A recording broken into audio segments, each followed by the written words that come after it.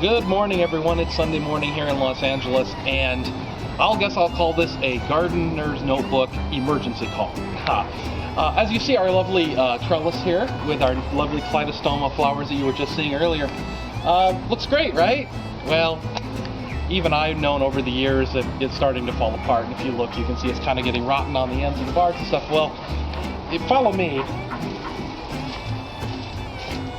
At one point, I had done a little prop-up work, and we had a knot right here that had started to rot out, and so I propped it up, and unfortunately, one of our son's friends didn't realize this wasn't attached and leaned on it the other day, and of course the whole world came tumbling down upon her head.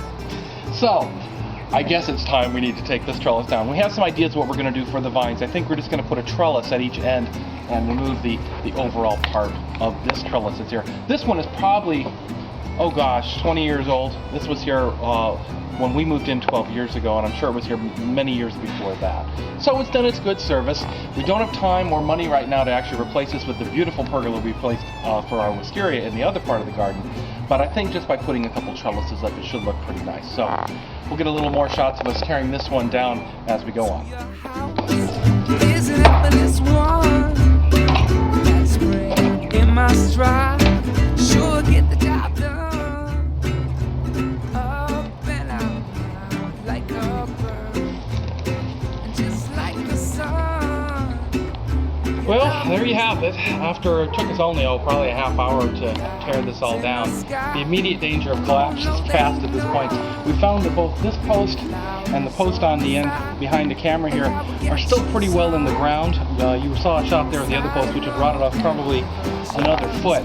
Now, there were a couple things to kind of remind you when you're building an outdoor trellis or anything outdoors that I saw wrong with this. Let me show you that real quick. You can see that this was where two long sections of 2x4 were joined together.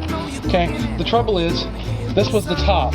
It totally collected water in here, making it both rot and just providing a wonderful world for termites in here. It'd been better if somehow they could have made this so it was slanted either side to side or front to back. That allows the water to run off and not lay on top of things. Because with water laying on top of anything, including the tops of these 4x4s up here, water's just going to lay there, it's going to rot, it's going to attract termites. Because termites are actually looking a lot for moisture as well. So be aware when you're building something in your own garden. Give it a little slant. And this goes even for the example, the tops of a fence post.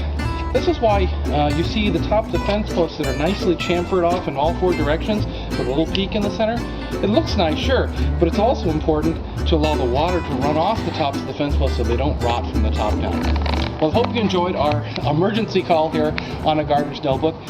Basically, the plants are okay. We need to run out now and figure out what type of trellises we're going to put on each end of this now to support these kaleidostoma vines. In tearing the trellis down, I realized these things are really heavy.